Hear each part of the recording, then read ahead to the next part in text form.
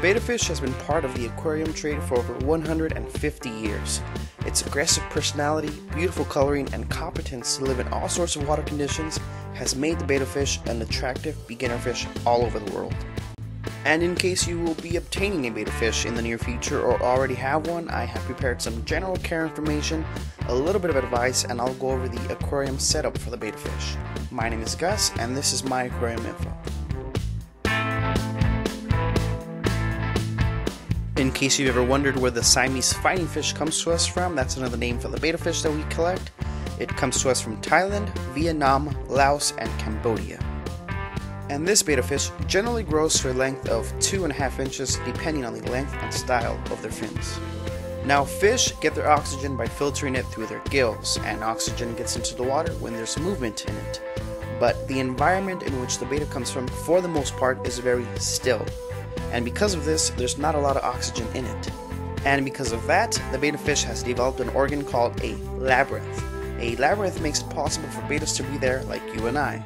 So it's normal to see your betta fish on the surface breathing in air. This would normally signal a health problem in other fish, but not bettas. Since bettas do not need a complicated setup, they are popular beginner fish. They come in all sorts of blues, reds, yellows, and everything in between.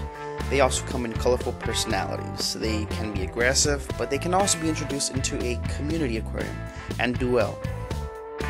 As far as the diet goes for the betta fish, a high quality, slow sinking pellets and flakes are best, along with live blackworms once or twice a week.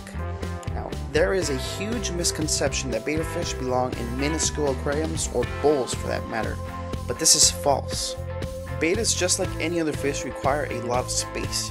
You see, the betta fish's natural habitat is shallow, but it is very wide and long, so there's a lot of space to swim in.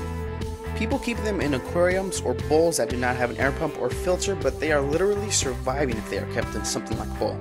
It's kind of like if you were stuck in your room for the rest of your life. You're not going to die, but at the same time, it's just not natural for a living organism to be confined in such a small space for life.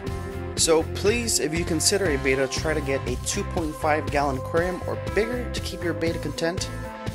Aggression is another misconception. Now, we all know that betta fish can be extremely aggressive. Just because the betta can be aggressive doesn't mean it needs to be kept in isolation. Betta fish actually do wonderful in community aquariums. They will usually never act aggressively towards bigger fish, but betta fish can be territorial, and in small tanks, this leads to a lot of fighting. If you keep your betta in a large aquarium like 20 gallons or more, the aggression usually diminishes, and they'll spend their time exploring rather than fighting over territory. So they can be territorial and aggressive, but it all depends how you house them.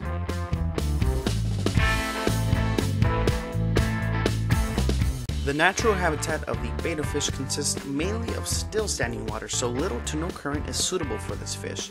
Try to keep your pH at 7 to keep your betta stress free, and a betta should be kept at a temperature in between 75 and 82 degrees.